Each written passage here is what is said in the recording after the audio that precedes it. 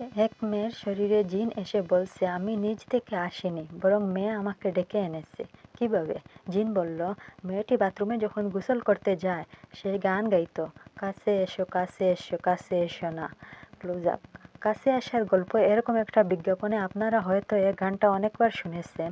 এই মেয়েটি গোসল করত আর গুনগুন করে এই গান গাইতো। নিজের বৈশ্যমতে তার এই কাছে আসার গান শুনে আমি তার প্রতি আকৃষ্ট হয়ে পড়ি। সে যখন কাছে আসো বলতো, আমি থাকতে পারতাম না। জিনের আরও কিছু তথ্য শুনে আরও অবাক হবেন।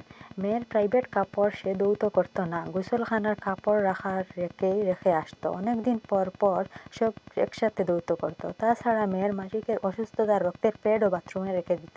জিনের দাবি, সেখান থেকে নাপাকের ঘ্রাণ আমার দিকে টানতো, তার কারণে আমি তার প্রতি আকৃষ্ট হয়েছি।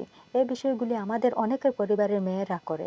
আসলে বিষয়গুলি এখানে বলাটাও লজ্জাকর, কিন্তু বলাটা জ্যেষ্ঠ সতর্কতার জন্য, সাবধানতার জন্য। আমাদের পরিবারে অনেকে উঠতি বয়সে মেয়েরা ভুলে এমন কিছু অনেক সময় করে ফেলে। তাই আমরা অভিভাবকরা যারা আছি, আমাদের মেয়েরা যেন এই বিষয়গুলির প্রতি খেয়াল রাখে, তাদেরকে এ ব্যাপারে সতর্কতা ও তাগিদ দিতে থাকা। বিশেষ করে গোসলখানায় যাবার আগে দোয়া পড়া, গোসলখানায় জরুরতের বেশি সময় না দেয়া, অর্থাৎ দ্রুত কাজ শেষ করা, গোসলখানা থেকে বের হওয়ার দোয়া পড়া, গোসলখানায় ভেজা কাপড় বা কোনো প্যাড না রাখা, লাইট অফ করে গোসল না করা, এই কাজগুলি খুব গুরুত্ব সহকারে মনে রাখা, সকাল সন্ধ্যার মানসুন আমল গুরুত্ব সহকারে করা।